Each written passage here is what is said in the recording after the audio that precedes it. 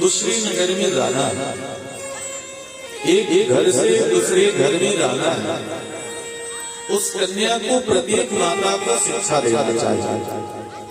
वो शिक्षा ये हो कि देवी बेटी तू इस घर में कन्या के रूप में थी, अब दूसरे घर में तू जा रही है, उस समय तुझे देवी का रूप रखना होगा। देवी के रूप में जाती है। लाज दो कुल को रखना होगा, एक जहां पे तेरा जन्म हुआ है, दूसरा जहां पर तू अपने कर्म से सर्व समाज को एक राह दिखाएगी। तो देवी आप इस नगर से जाएंगे तो माता मैना ने बड़ी सुंदर सी बात की देवी भोले बाबा अब हमारे दामाद हुए,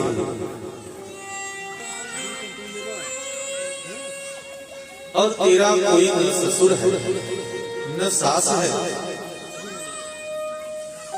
जो कुछ भी है वो तुम्हारा पति ही है।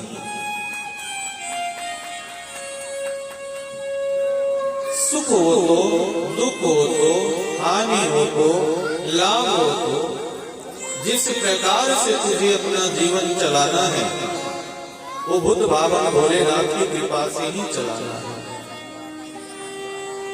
तो ध्यान रखना, कभी भी स्वप्न में भी कोई ऐसा कार्य तो मत करना जिससे कि भोले बाबा रुष्ट हो जाए।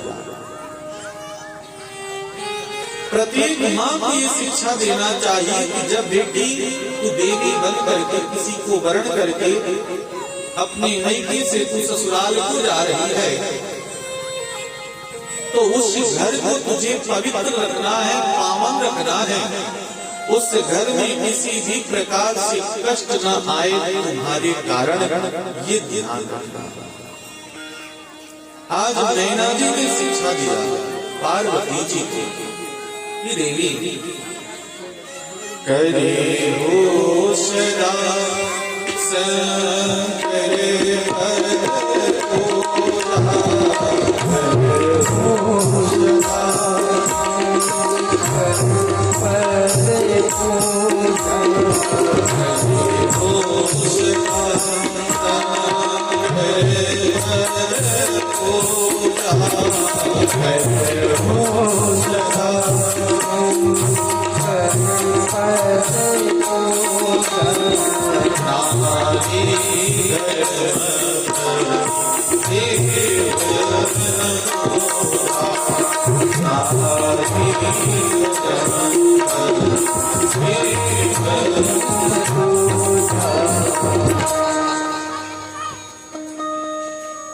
माता मैना ने कहा कि देवी नारी धर्म क्या है? पति देव।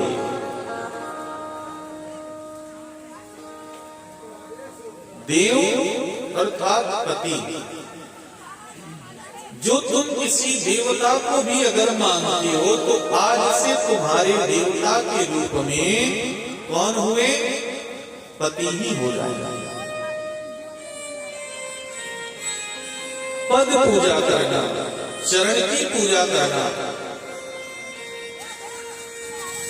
प्रत्येक माता को ये शिक्षा देना चाहिए कि जब अपनी कन्या घर से ब्याह करके दूसरे घर में जाए, ससुराल को जाए, तो वो जा करके वहां पर अपने पति की चरण की सेवा करे, पद की पूजा करनी है।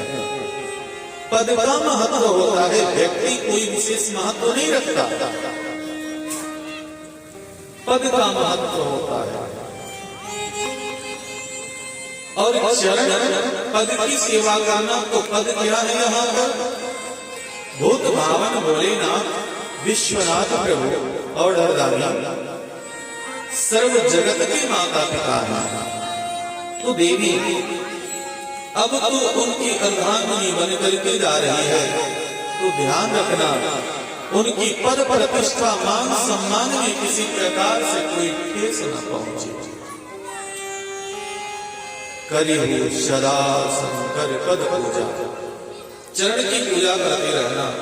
इतना ही नहीं, ये नारी धर्म, स्त्री धर्म है। स्त्री धर्म में बहुत सी बातें बतलाई गई। जब भी स्त्री सुबह उठे तो भले वो अपना चेहरा न देखे, परंतु अपने पति का मुखमंडल जरूर देखना चाहिए।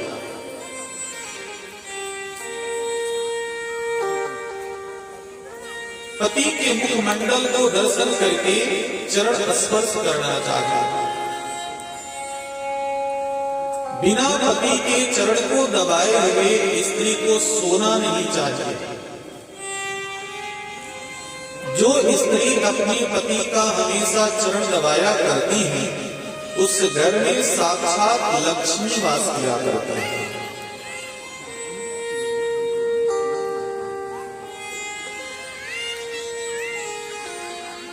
स्त्री का आवाज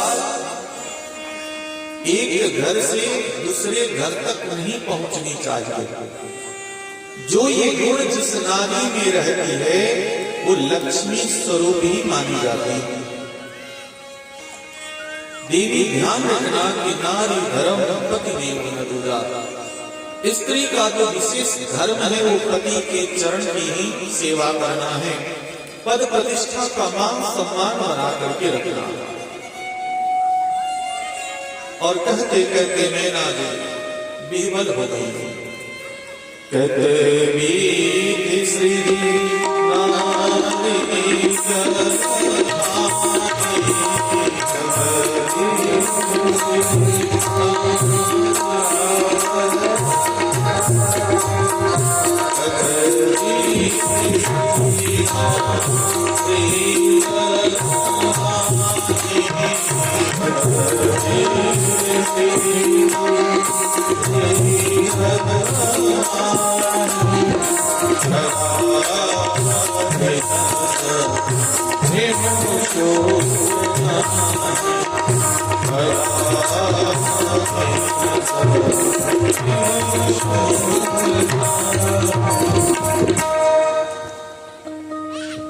मैना ने कहा कि विधाता ने अगर नारी का जन्म दिया तो दूसरे के सुख के लिए दिया, पराधीन रखा। स्वतंत्रता नहीं दी नारी को, स्वतंत्र रही नारी एक जगह पर अवतरित होती है, दूसरे जगह पर अपना कर्म लिखे होती है। तो पहला जो है उसका नारी का बाल्यकाल अवस्था। बाल्यकाल अवस्था जब वह जन्म लेती है तो कहाँ रहती है? जन्म लेगी कन्या तो अपने पिता के हाथ में रहेगी। पिता जो कहेगा उसी को वह मान करेगी। नारी को हमेशा पराधीन बताया गया है। जन्म से लेकर के मरण तक स्त्री पराधीन ही रही है, क्योंकि उसी में उसको सुरक्षित रखा गया है। नारी अगर स्वतंत्र हो जाए तो स्थिति बिगड़ सकती है। उपल दृष्टि बही चली कियारी, जिमी स्वतंत्र भई बिगड़ही नारी। स्त्री को कभी भी स्वतंत्रता नहीं रखना चाहिए, स्वतंत्र नहीं रहना चाहिए। एक जीवन अपने ऊपर अवश्य रखना चाहिए। तो सबसे पहले नारी जो है, जब वह कन्या के रूप में जन्म लेती है तो नारी पिता के हाथ में रह रही है। इसलिए कहा गया पराधीन सपने सुख नारी। जब तक वह कन्या रहेगी तो पिता के हाथ में, विवाह हो जाएगा जब वह स्त्री बन जाएगी, देवी का स्वरूप हो जाएगी तो पति के हाथ में, और जब वृद्धावस्था को आ जाएगी, वृद्ध हो जाएगी, उस समय उसे पुत्र के हाथ में रहना ही सुरक्षित जगह माना गया। इस वजह से मैना जी ने कहा, कबीर श्री जी नारी जगह, कबीर श्री जी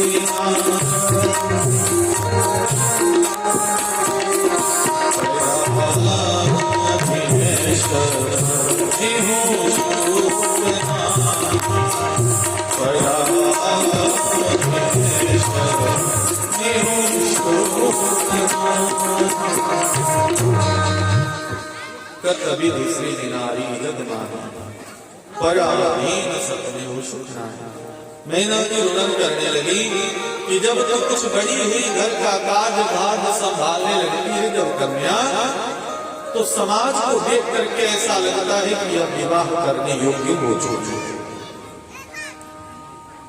क्योंकि दुनिया वाले जीने नहीं देते। घर में अगर बेटी हो जाए और धीरे धीरे जब बड़ी होने लगती है तो माता पिता को आस पड़ोस समाज के लोग कोसने लगते हैं, विवाह करो विवाह करो। तो मैना जी रुदन करने लगी कि देवी तू आई और घर का कार्य धीरे धीरे धीरे तूने संभालना प्रारंभ कर दिया, और जब मेरे साथ बराबरी का अब तो हकदार होकर के मेरे साथ कार्य कर रही थी, तो पता चला अब तुझे दूसरे का घर जाना है। और यही सोच करके मैना जी बिहवल हो गई और कहते कहते अंकुश ने भर लिया और कहा कि देवी ध्यान रखना कि शंकर के पद की प्रतिष्ठा का कहीं भी हनन न होने पावे, और तू हमेशा इस बात का ख्याल रखना कि तू भी कोई साधारण घर की नहीं, सर्वोच्च चोटी हिमालय पर्वत की तू कन्या है। इस बात का अपने माता पिता का ख्याल रखना।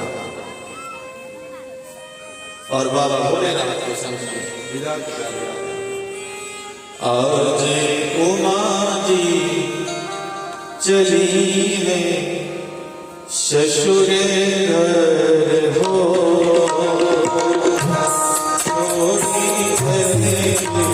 पिता की